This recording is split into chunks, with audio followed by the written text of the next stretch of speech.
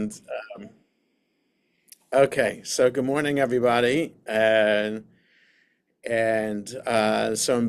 so for today in Bible class, we are up to verse 12 of chapter 20. We're nearing the end of the book of Judges, and so there's the rest of this chapter, which happens to be a pretty long chapter, 48 verses in total. And then there's chapter 21, and then we're done. So 25 verses in chapter 21. So I already am set for Samuel. Got this on Amazon.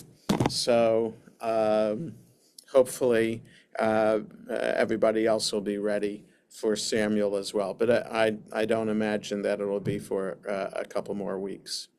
I So have both, I what's have that, Bess? both copies. I have both versions of the Samuel Encino, the old one and the newer Yeah, one. so do I. So do I. Somebody But want, I'm if what? somebody wants one of them, he or she So can I'm have. I'm reading. I read the comments from the new one, and as people have noticed, there's a difference between the old and new commentary.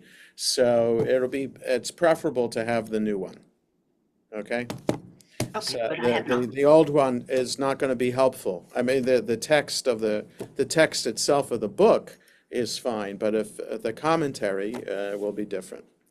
I have the old one Okay. All that right. I've Whatever had you're for a long comfortable with. time. Okay. Amazon does not distinguish between what the Oh, publication look, date. then, I well, know, it'll have a picture. It'll have a picture of it, and you want something that looks newish, like yellowish on this part. The Yeah, picture on the I just front got mine. is the Okay. same. Okay, Yeah. So, well, yeah, so that, Barbara, that could be, I think that's the new one. It's the old one. Well, I don't know. I mean, oh, so then you want, I had this class with Halpern, so yeah, oh, well, no, but it still could be the new, because you want something that was edited by Dr. Cohen as opposed to, Ginsburg. as opposed to edited by Dr. Goldman. Goldberg, Ginsburg. Okay? what So, I have is Goldman, Dr. It's oh, okay. So this is the older, this is Dr. Goldman, but you see it's the same picture, but the layout of the cover is different. But Barbara's has the new cover, but it's Dr. Goldman. So, Yeah, Dr. they only had Cohen, one photograph at that time. but so Dr. Cohen is the preferred, and that's the different commentary. Okay. So those watching the recording, okay. So, Baruch atah Adonai Eloheinu melech haolam shekidshanu b'mitzvotav v'tzivanu la'asok b'divrei Torah. So we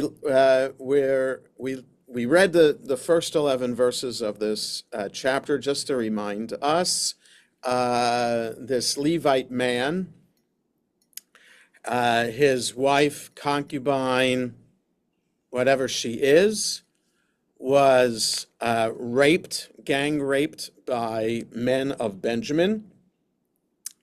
And when she died in the morning, found at the door of the house that the Levite was staying in, he cut up her body into 12 pieces and sent them around to each of the tribal territories in Israel. So then the people of Israel gathered. That's what this chapter is. And he tells the story to the people of Israel. They muster troops, a percentage of men from all the tribes, and saying, and leaving off as to, and what should we do? So verse 12. Vayishlachu shiftei Yisrael anashim bechol shiftei Binyamin lemor ma hara'ah hazot asher nihiyata bachem. So the tribes of Israel sent men to all the tribes of Benjamin. So I don't know what that means.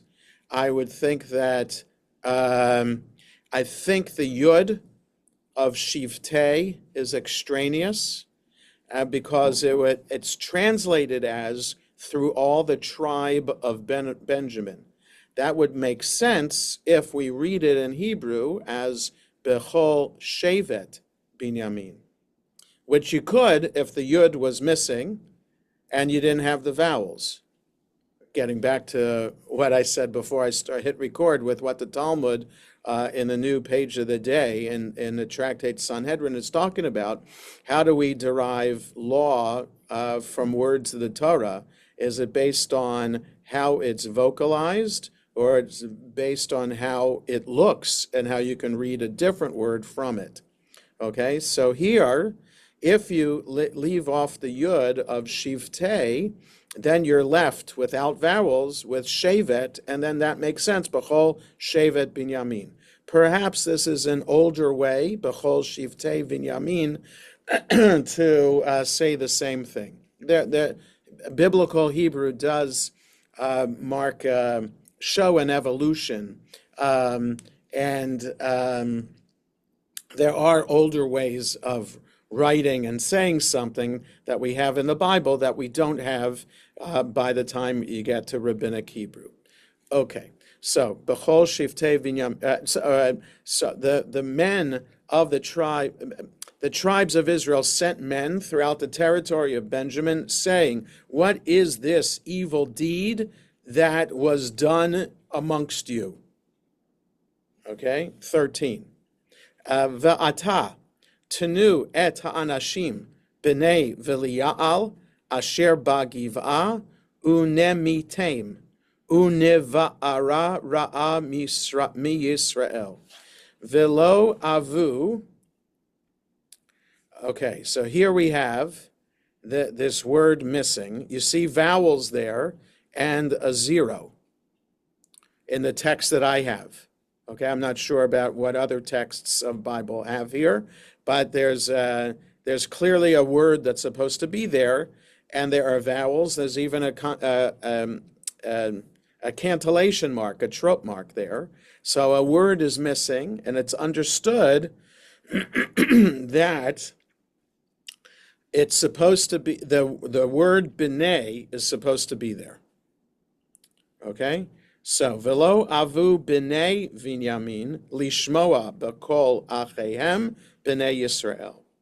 So they keep on talking, these men, what is this evil that was done among you? 13, and now give, that is, give us, the men, these unworthy men, these immoral men, in Giv'ah, and we will execute them. We may put them to death, execute them, and we will blot out the evil from Israel. And so that's end quote. That's what the people of Israel said to the people of Benjamin. And the people of Benjamin did not refuse to hear, or did not want to hear, or to listen to, or to follow the voice of their brothers, the people of Israel.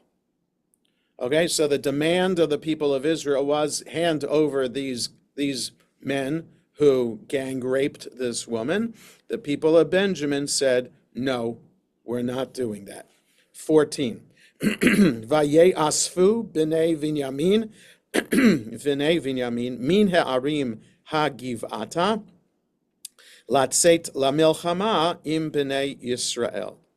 And the people of Binyamin, the men, it says the children, it's the men of Binyamin gathered from the cities of Benjamin to Giv'ah to go to war with the people of Israel. Okay, so a civil war is about to take place. The people of Benjamin versus the people of Israel over the horrific gang rape of this woman. Vayit pakdu v'nei Binyamin bayom hahu me he'arim esrim v'shisha elef ish sholef charev levad miyoshvei hagiv'ah hitpakdu sheva ma'ot ish bachur. So I just, before I translate, I just want to see, because we were told how many people of Israel gathered. Okay, 400, we're told in verse 2, 400,000 Israelite men gathered. So now, 15, the people of Benjamin numbered on that day from the cities, that is the cities that they came from to gather at Givah, 26,000 people bearing a sword. Okay, 400,000 Israelites bearing a sword, back in verse 2, 26,000 Benjaminites bearing a sword. Clearly outnumbered, okay, less than 10%, clearly outnumbered. Excluding the people of Giv'ah, who were numbered as 700 young men, or chosen men. Yes, 700 chosen men. Okay, 16. Mikol ha'am hazeh, sheva ma'ot ish bachur, iter yad yamino. Kol zeh koleya ba'even el hasa'ara velo yachati. Okay, so there's some words here that I don't understand. So I'll use the English translation.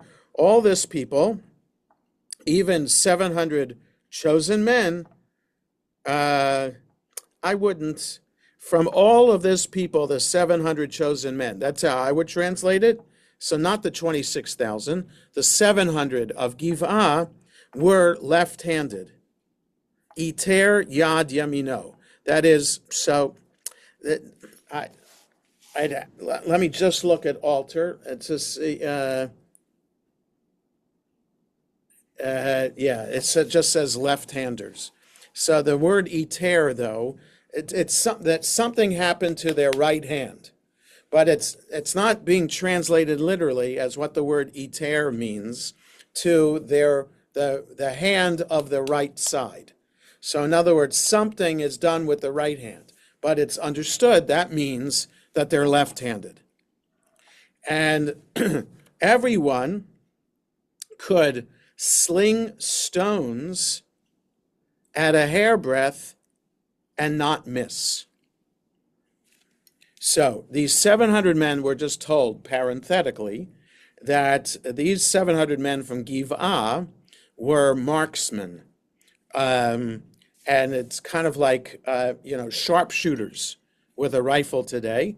Army, Marines, every armed force around the world has their sharpshooters, and they know how to shoot the rifle and be able to understand how, if the wind is blowing and distance and all of that, to judge, to make sure that they don't miss. Well-trained, take all those factors into consideration to ensure that what you're aiming at, you're not going to miss. So, Rabbi? Yes, Dov? What is the significance of indicating that there are left-handed? Because there are other stories in the Bible of people who prepare to go to like in a sword fight, or to thrust a dagger, and you're able to parry that if you're expecting it from the right hand. But if it's a left hand, it's like in a boxing fight. Right, and then surprise with the left hand. Like I'm a boxer, but I just know that the idea is it's a surprise. You're not expecting it, and you're not able to defend against it because it's a surprise. So the same thing with slinging a slingshot, but I don't know how how slingshot matters whether you're right-handed or left-handed. But I think the idea of the slingshot is it's not, this wide-pronged weapon with the rubber band. So it doesn't matter whether you're right-handed or left-handed. I think it's stone is in a strap, and you're swinging around that way. So you're swinging it with your right, or you're swinging it with your left. I think that whichever way it comes from, I don't know the mechanics of it. It's still a surprise. Yes, Barbara? Well, this left-handedness is They're a select group, so and they do training. And so they're trained to do with the left hand. It's possible. It's possible. So I don't know what the word Aleph Tet Resh means. Let me.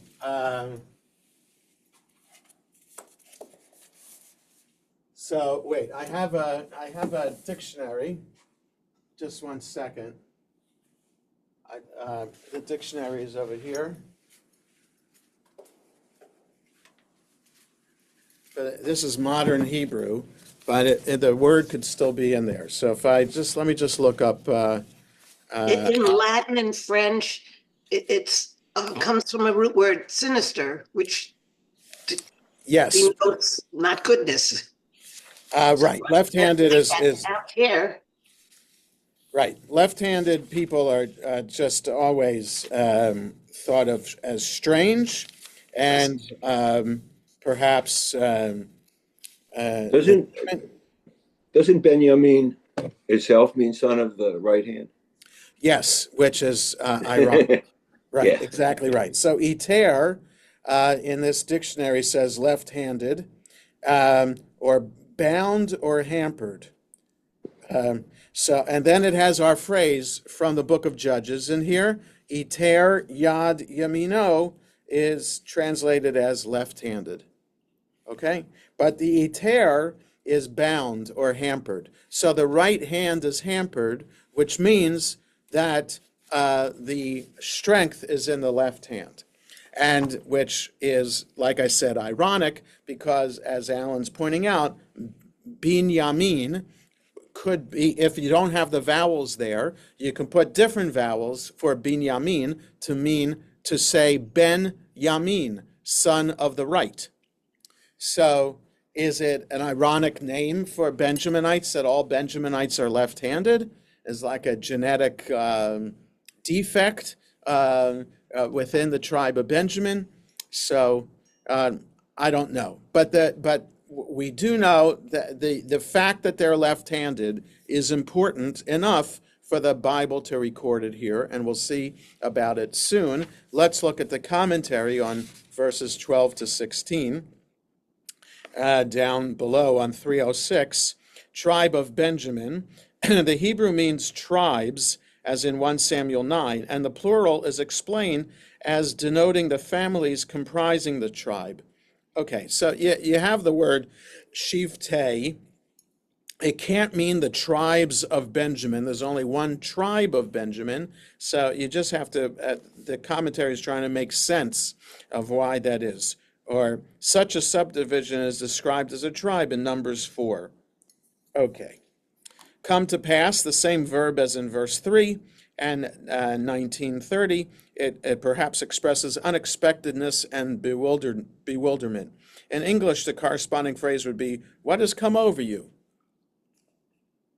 13, put away evil, better extirpate. The same verb is used of the complete removal of leaven on Passover Eve, right? So we say a bracha for biur chametz on the night, like we do to search for chametz, and then we do one part of a bracha or an Aramaic formula saying that we've gotten rid of it, and then in the morning we burn it and we say the other part of it, and it's biur chametz, and it's the same word here in this verse of where it says uneva ara ra'ah, we will burn out or cleanse the evil from Israel. Okay, the children of, not in the text. This is one of the 10 instances of a kri without a ketiv. That is, you have to read a word that's not written. So there are 10 instances of that in the Bible of inserting a word that's not there. That we don't have that in the Torah. We have that in other books of the Bible. I think the book of Ruth has that a couple of times, from what I recall, and I don't remember where else they are. 14, unto Gibeah, to join their compatriots in the city.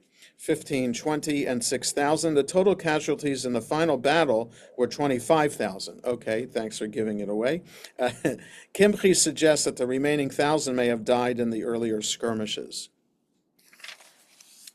307, 700, not those mentioned in the previous verse, is coming from Gibeah. Left-handed, every one of the 700. Sling stones, the skill of the Benjaminites in this method of warfare is recorded in 1 Chronicles 12. Its deadliness was proved in the battles that ensued. Okay, so let's look at altar on these verses. On page 210 in Alter's book, the tribe of Benjamin, the received text shows illogically a plural tribes, but both the Septuagint, the Greek translation, and the Vulgate, the Latin translation, have a singular noun. Below the line on 211, but the Benjaminites did not want to heed the voice of their Israelite brothers. The Israelites at first sought to punish only the perpetrators of the murderous sex crime. The refusal of the Benjaminites to hand them over then sets the stage for the bloody civil war. Gathered from the towns, these would have to be the sundry towns besides Gibeah that were in the tribal territory of Benjamin. 26,000 sword-wielding men. There is an unresolved discrepancy between this number and verse 35, where the total number of Benjaminite fighting men is given as 25,000. Left-handers, this might have been a genetic trait common among the Benjaminites, or they might have trained themselves to use their left hand in combat, like the great tennis player Rafael Nadal. Okay, that's interesting that Alter is putting his knowledge of tennis in here. Yeah, so there is an advantage in some sports to be left-handed. Like in baseball, a pitcher to be a left-handed pitcher, that like Sandy Koufax, to left-handed, it just, when you're a batter and you're a right-handed batter, when the pitcher is throwing left-handed, it possibly puts the pitcher at a greater advantage because you're seeing the ball for maybe a split second less than if you'd see the ball if a right-handed pitcher was throwing to you. And when a pitcher is throwing at over 90 miles per hour, then the how much you can see the ball before you start swinging becomes an advantage to the hitter. Again, a little bit that I know about baseball here. So anyway, so in baseball, being a left-handed batter and a left-handed hitter, a left-handed pitcher could be an advantage. Is it an advantage in tennis? It could be. It's just like if you're opposing a left-handed tennis player, then you're seeing the tennis player standing differently, and that could throw you off, right? Because you're used to somebody serving, standing in a certain way, and someone hitting. And so also, usually when one hits with a backhand in tennis, that's their weaker their weaker way of doing it. But for a left-handed tennis player, the right-handed person is used to hitting back to make sure the other player is hitting with their backhand. So if you're hitting to the player who's left-handed, then you think you're hitting it to their backhand, you're really hitting it to their forehand, and that's okay. All right, so a complicated kind of long digression here about the advantage. Yes, Bess? I want to see how you get football into judges. That's someone left, right? Well, so that's a thing too with quarterbacks. If quarterbacks are left-handed, it's the same, right? If you're throwing with your right hand, okay, so I'll just explain this a little bit. If you're throwing with your right hand, if you want to escape a potential tackle as a quarterback, you're going to naturally run to your right side to run away because that's where the ball is on your body, and you're going to run that way. So you need protection from the players in front of you. The 300-pound guys that are in front of the quarterback, you got the center, and you got two people on either side of the center, the guards. So, but they also you put the stronger ones, the better ones on the right side, because to protect the quarterback's right side. So if the quarterback is left-handed, then you have to shift those people. So, and I know this because Michael Vick played for the Philadelphia Eagles, and he was left-handed. And the commentaries always would talk about that because he's running to his left side to escape a tackle, and Philadelphia had to change up who's protecting the quarterback because of that. And then the defense is not used to the fact that he's running left instead of running right. Okay, so I love sports, as you can tell, and there's strategy involved in the sports. And so if you're left-handed, you're messing up the strategy. And so there could be some coaches who would refuse to draft a left-handed quarterback because it just makes it too complicated and hard to have the right protection with the players that you already have. Okay, but anyway, one recalls, so Alter goes on after Rafael Nadal, one recalls that the Benjaminite Ehud used his left-handed prowess to take Eglon by surprise. Okay, we had that, I think, in the book of Joshua is the story of the left-handed Eglon killing the left-handed Ehud killing the king of Moab, Eglon, that way. Okay? Every one of them could sling a stone at a hare and not miss. Thus the Benjaminites, though vastly outnumbered, are formidable warriors. The large casualties they inflict on the first 2 days of battle may be because they can accurately strike their enemies from a distance with a weapon that has a greater range than a spear and can be deployed more mobily than a bow. Okay, so let's read on and see the details of the battle. 17. We'll do 17 to 29. Ve'ish Yisrael hitpakdu levad mi Binyamin 400,000 ish sholef charev kol zeh ish milchama. Now we knew that in verse 2, and they're repeating it here. And the men of Israel were numbered outside, except for the tribe of Benjamin, 400,000 men bearing swords, all of them men of war. 18, Vayakumu vaya'alu Beit El, vayish'alu be'Elohim, vayomru b'nei Yisrael, mi ya'ale lanu batechila lamilchama im b'nei Binyamin, vayomer Adonai Yehuda batechila. So they went up, the 400,000 men, went up to Beit El, and they asked of God, and the people of Israel said, who should go first? Who should lead the way? So understand the battle formation. Usually if you're front in the battle, you're going to die because it's hand-to-hand combat. So, the first encounter, usually you're going to die in that first encounter.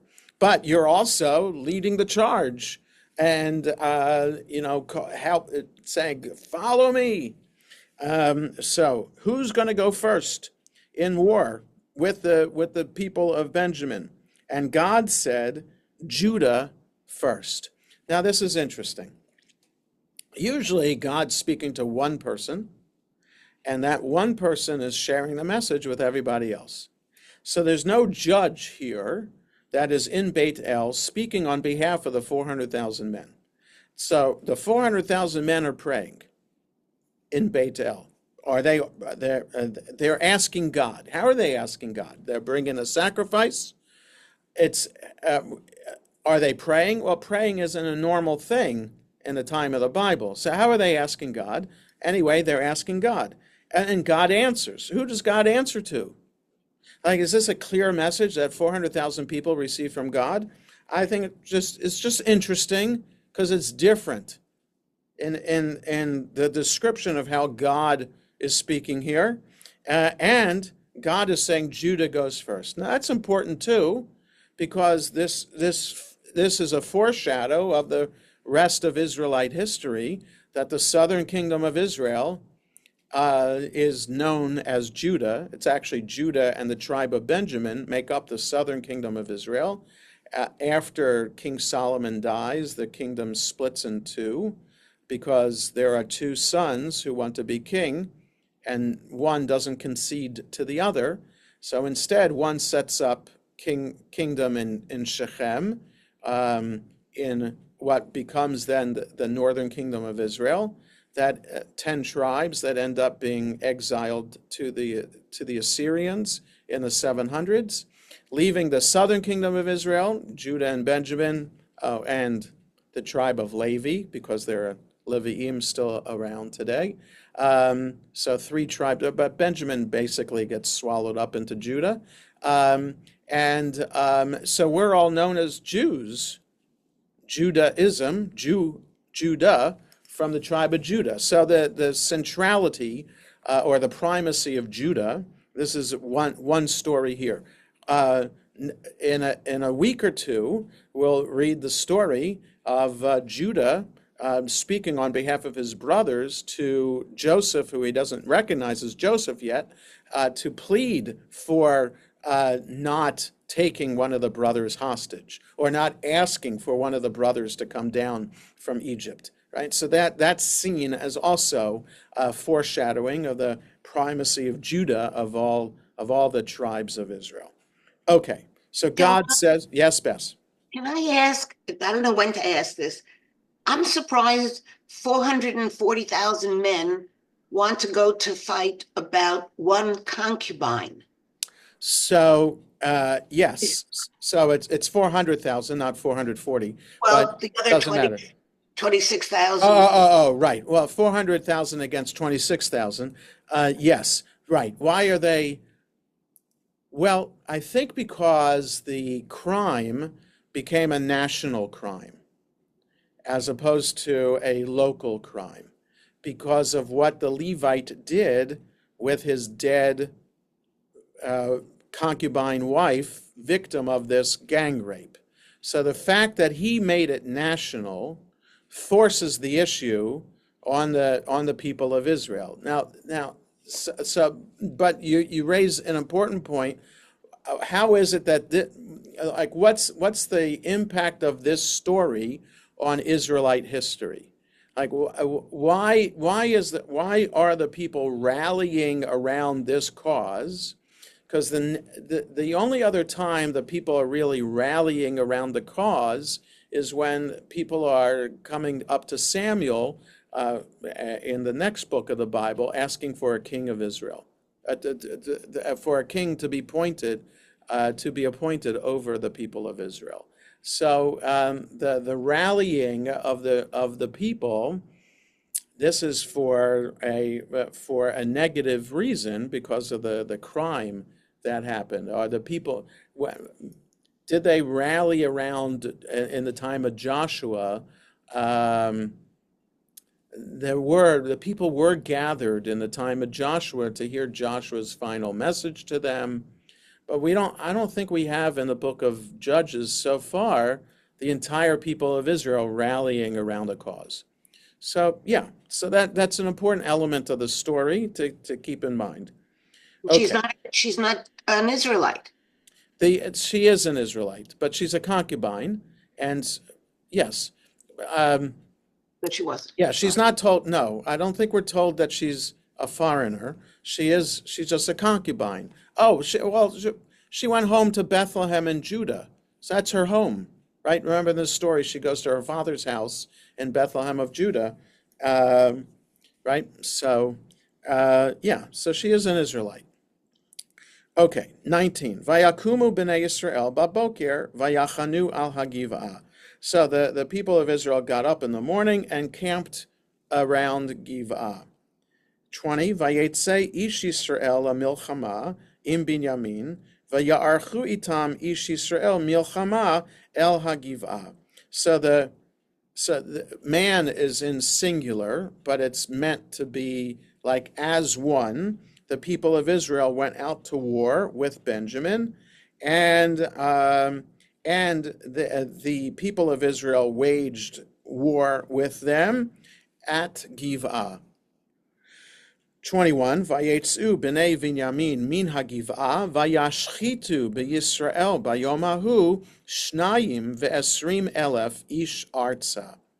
So the people of Benjamin went out from Giv'ah, and they slaughtered in Israel on that day 22,000 men fell to the earth. So you got 700 sharpshooting left-handed slingshotters killing, or maybe the other 26,000 are helping them in some way, killing 22,000. So you got 5%, just over 5% of the fighting force dies on that first day. That's an incredible amount. 22, Vayitchazek ha'am ish Yisrael, vayosifu la'aroch milchama bamakom asher archu sham bayom harishon. And the people of Israel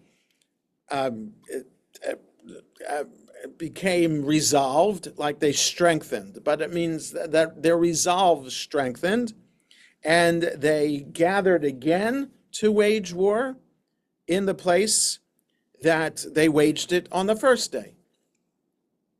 23, Vaya'alu b'nei Yisrael, vayivku lifnei Adonai ad ha'erev, vayish alu ba'Adonai lemor ha'osif lageshet lemilchama im b'nei Binyamin achi, vayomer Adonai alu elav. So the people of Israel went up and cried before God. I think this is the first time that this word crying is used in a way to that expresses the communication with God. There's asking, there's yelling. The people of Israel in Egypt yell out to God. So that's tsa'ak with a tzadi and za'ak with a zayin. And there's vayish alu or vayomru. But I think this is the first time of saying vayivku, that they cried. So they cried. The crying, in modern Hebrew, livkot is to cry tears, as opposed to cry out in anguish, but not necessarily tears falling. It could be that kind of crying. So they cried before God until the evening, and they asked God, should we gather to approach for war with the people of Benjamin, my brother? So in the singular. So it's not B'nai Binyamin Achenu, our brothers, or Achinu, our brother. It's Achi, my brother.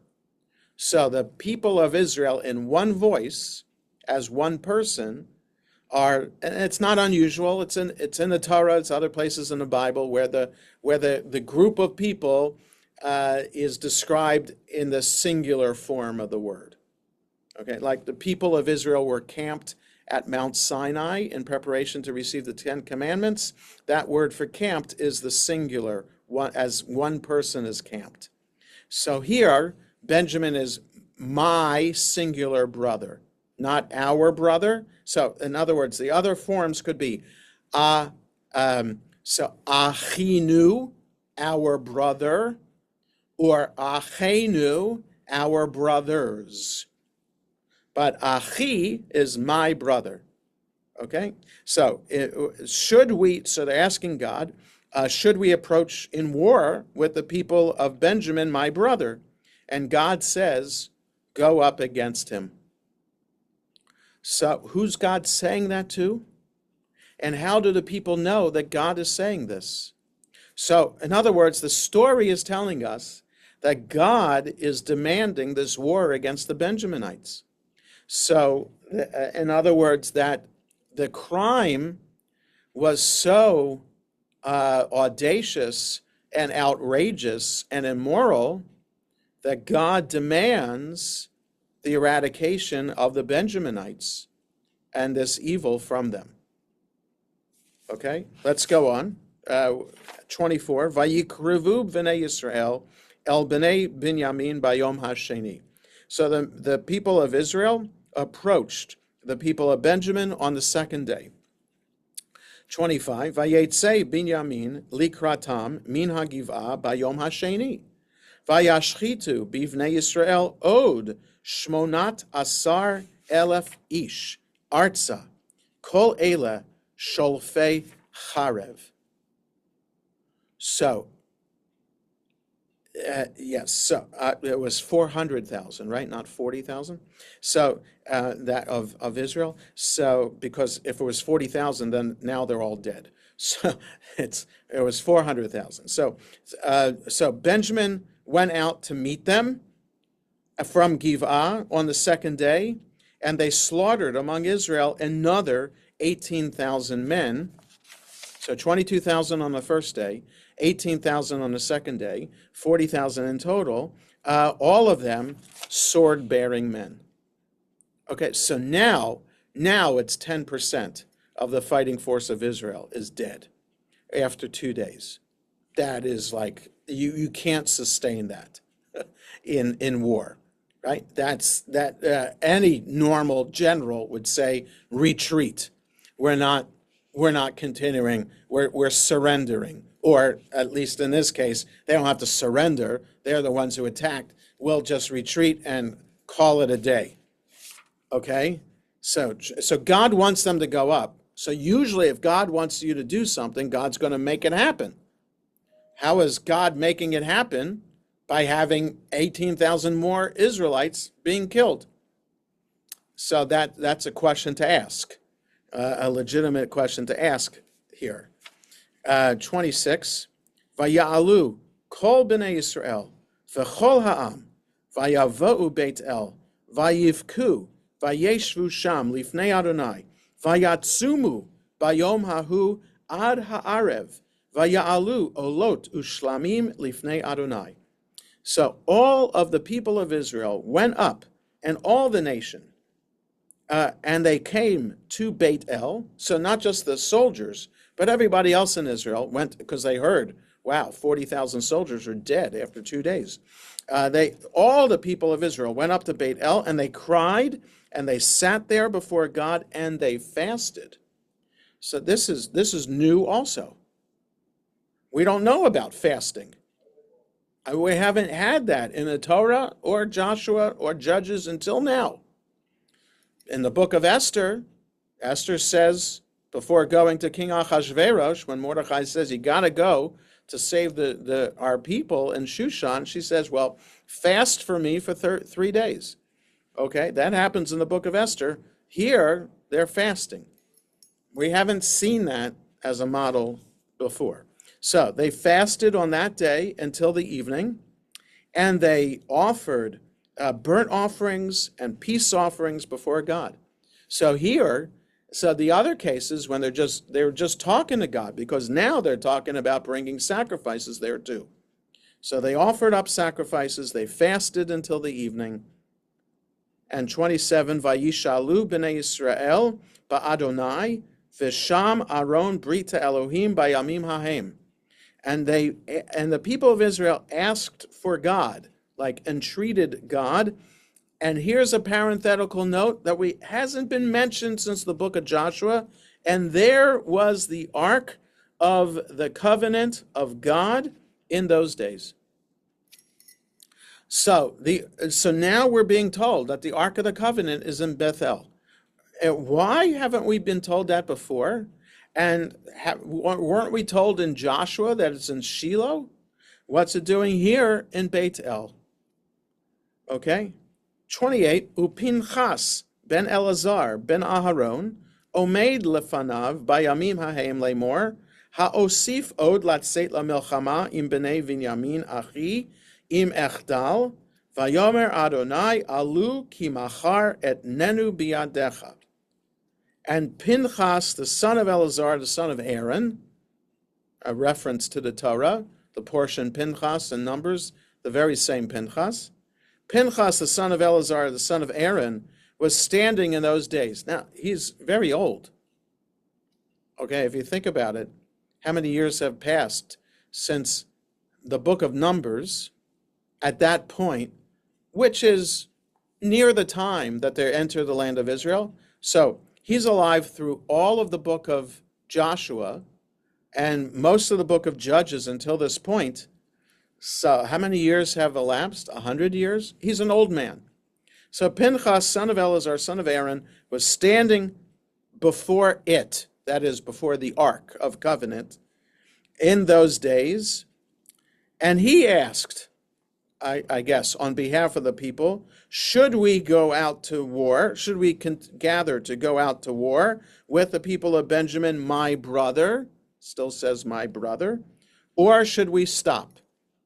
And God said, go up, because tomorrow I will give them into your hand. 29, Vayasem Yisrael Orvim El Hagivah Saviv. And Israel put liars in wait before all around Giv'ah. Okay. Yes, Bess. Shall I cease or shall we cease? The end of 17. Oh yeah, I cease. Should I? Yes. Should I gather to go out to war with the people of Benjamin, my brother, or should I cease? Yes. Okay. All right. So let's look at the commentary, 17 to 29. Okay. So at the bottom of 307, the children of Israel, they were probably representatives chosen from the people. Who shall go up? See chapter 1. They omitted to inquire whether they would be victorious. 308, destroyed. The defeat was, according to tradition, punishment for their failure to show equal zeal in suppressing the idolatry in the shrine of Micah. So this is the Talmud in Sanhedrin 103, where this midrash exists. So in other words, if God wanted them to go up, why are they losing? And why did so many people die? So the midrash explains, well, first, God had to kill them because of the idolatry that Micah set up. Okay. Down to the ground, that is, hewed them down to the ground and left them lying there. And set the battle, etc. They continued to trust in their own strength and were already stationed for battle. After this, they sent the elders to obtain permission to advance upon Benjamin. In verse 26, however, all of Israel gathered to repent, and they properly asked of God whether they should continue to conduct the war. So in other words, here in 23, when they go up and ask, maybe they're not doing it the right way.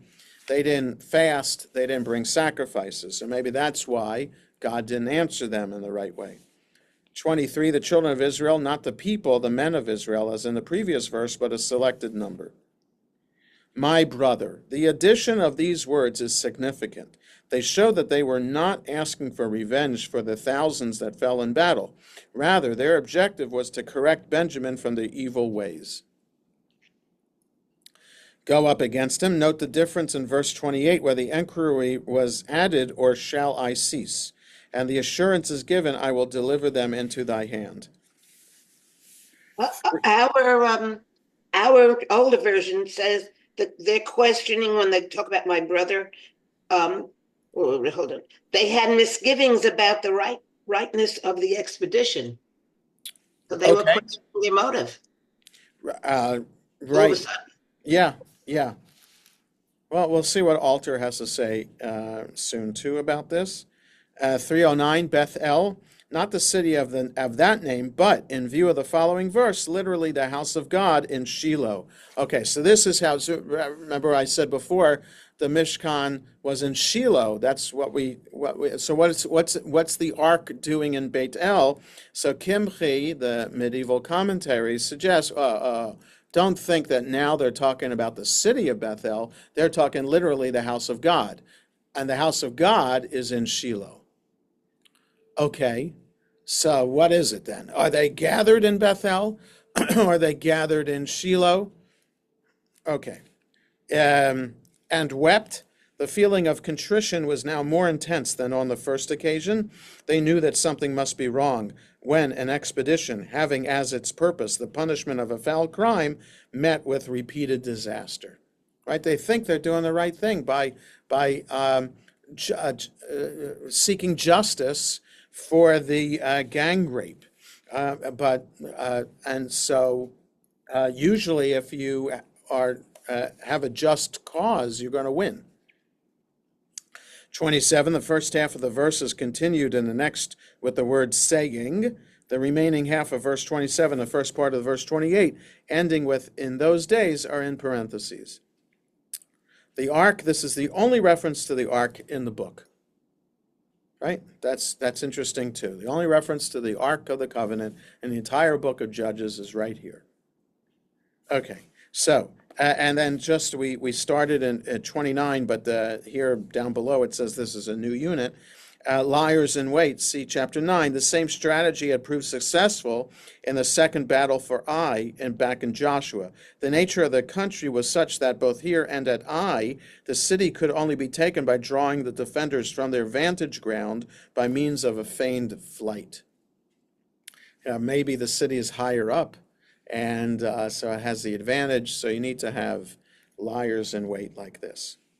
Okay, so let's look at altar from 17 to 29. Back on page 211, inquired of God. It was standard procedure throughout the ancient Near East to inquire of an oracle before battle. Judah first, the oracle is extremely terse, and it offers no guidance as to how to conduct the battle. Laid waste, this is an unusual idiom for killing enemies in battle. The literal sense is waste to the ground. It is possible that the usage, repeated several times in the story, is intended to evoke an association of cutting off progeny, because it is precisely the idiom used to describe Onan's practice of coitus interruptus in Genesis 38, which is this week's portion. Is it? Right? No, it is this week's portion of Vayeshev. The question of progeny and the survival of Benjamin becomes urgent in the next chapter. Go up against him. Again, the oracle offers no counsel or prediction about the battle. In those days, the Ark of God's covenant was there. This clause and the next, which runs through the first half of verse 28, are an editorial interpolation intended to explain to a later audience why the Israelites had come to Bethel to inquire of the oracle.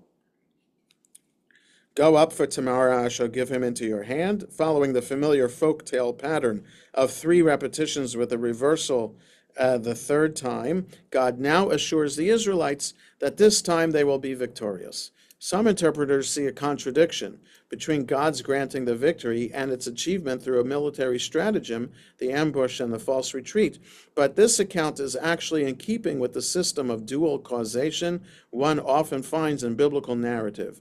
Events are attributed to divine intervention, but are implemented by human initiative. Okay, so now let's see if we, no, it's 10:23 already. I think it makes sense to stop here for today. So we will finish this battle next time. So next time, next Friday, I'm away, so no class. The Friday after that is the Friday after New Year's. So I think that's January 3rd, I think, or third, January 3rd. So I think I will be here then. So it all depends, poo on the birth of a grandson and a bris, and having to help with them. So let's assume that we're meeting on January 3rd, and I will let you all know if we're not. Okay? So let me stop recording.